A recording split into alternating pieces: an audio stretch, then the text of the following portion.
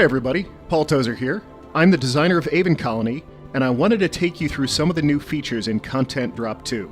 Content Drop 2 is a free content update for Aven Colony, now available on PC, and coming to console very soon.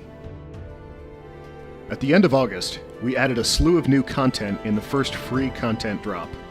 We added 8 new decoration buildings, a brand new sandbox map, a decontamination unit, and a massive space elevator. We also added a whole new transportation system based on hover cars. Now before I get started, I want to touch on console status. We have a ton of fans on Xbox One and PlayStation 4, and we want to reassure you that both of these content drops will be in your hands as soon as possible. We have a dedicated team working on porting Content Drop 1, and they're almost finished, so we expect to deliver the first content drop to console by the end of the year. Today I want to talk about the new features we're adding in Content Drop 2, which we're calling the Expedition Update. First, we've made huge changes to the Expedition interface. The Expedition UI is now a first-class game mode, and by that I mean you can now change the game speed inside the Expedition interface, you can view your food and water and other indicators at the bottom while in this mode, and you can use things like notifications and mission objectives. You can also now see threats like creep spores and plague spores approaching your colony on the overworld map before they actually arrive. We also overhauled the camera system to allow you to smoothly zoom in or out. If you're in the normal game view, you can use the mouse wheel or a key shortcut to zoom out to a new top-down view that we're calling Satellite Camera Mode. And from there, you can zoom out again to go straight to the overworld map.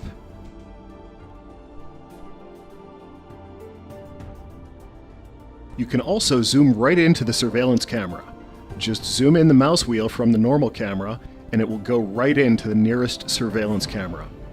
So there are 4 levels of the camera system, and you can switch smoothly back and forth between all of them with the mouse wheel. We're also now supporting a feature to let you actually extend your civilization out beyond the borders of your colony and build remote installations on the overworld map. There are 4 different kinds of installations. Remote settlements are essentially like micro-colonies outside your main colony, and over time, you can set up custom trade contracts with them.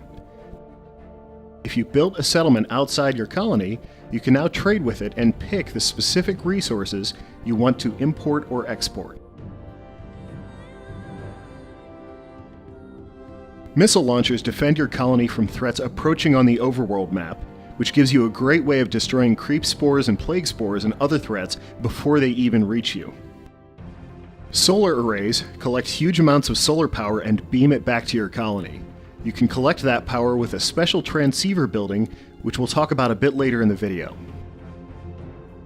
Finally, deep core mines continuously collect minerals from deep underground and give them to the nearest remote settlement so you can acquire them with trade. In order to create these installations, you need to build the new Arc Launcher building. Just like a trade hub or an immigration center, you build an Arc Launcher and it comes with its own ship.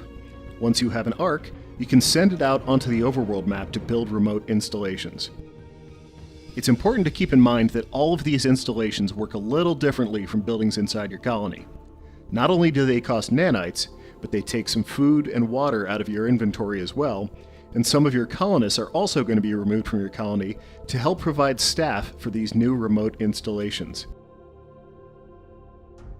In order to support your remote installations, you'll need to build a new residential building called the Colony Terminal. The Colony Terminal is an animating structure inspired by the dynamic tower currently under construction in Dubai. It's divided into segments that can rotate individually to give the inhabitants a better view of the colony around them. The Colony Terminal has several purposes. Not only is it a residential building, it also has a hovercar station built into the top of the tower. It can exchange hovercars with any other hovercar stations or colony terminals nearby. Each remote settlement you build outside your colony needs to be supported by one colony terminal inside your colony.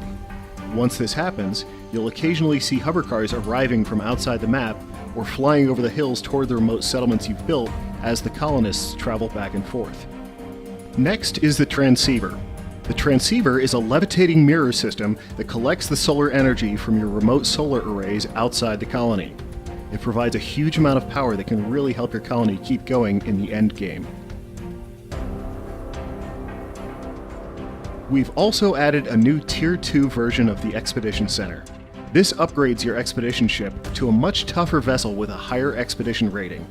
In order to build this Expedition Center, you first need to earn 10 commendations from doing expeditions. It can also act as a remote sentry on the overworld map, firing missiles at any approaching threats. Aven Colony is also getting a new enemy type with this content drop. The Valley of Death mission in the campaign involves cultists following the cult of the Setardari, and we thought it was time to bring those out of the expedition system and have them attack your colony in person. Now, in the last 2 missions of the single-player campaign, you can be attacked by cultists in their airship. Depending on your sandbox map settings, you can also experience cultist airship attacks in sandbox games. Behold, the false paradise of the heathen! We've also completely overhauled the water system in Aven Colony. All of the lakes and rivers and oceans in the game now use a brand new system that gives us much better looking water. The building shutdown mechanic has also been overhauled. Previously, buildings had to be in a power zone with a power shortage in order to be shut down. Now, we've changed building shutdown to be based on energy batteries. Most buildings can be shut down at any time, but while they're shut down, they'll drain half their normal power consumption from energy batteries. We've also added a new building limit to the game. Now, before you start worrying, I want to promise you that you can override this in the game options, so you can still build a colony as big as you want. But we were finding that some players with low-end hardware were building colonies much bigger than they needed to, and that their graphics hardware couldn't support at a decent frame rate. So, we're doing this to encourage players to build colonies that are a more reasonable size and make sure players with low-end hardware understand the trade-offs involved. We've also got a ton of additional performance optimizations and gameplay polish changes in this update. Please check out the update notes on Steam for all the details. That's all for now, and thank you for being part of the Aven Colony community. We hope you enjoy all the new content, and we're very excited for all that's yet to come. We hope you are too.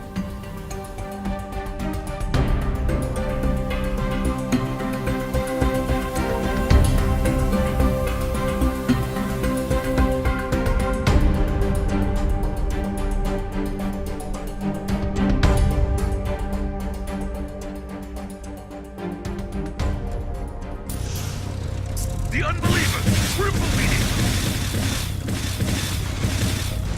I go, my brothers, and claim my 37 cheeseburgers!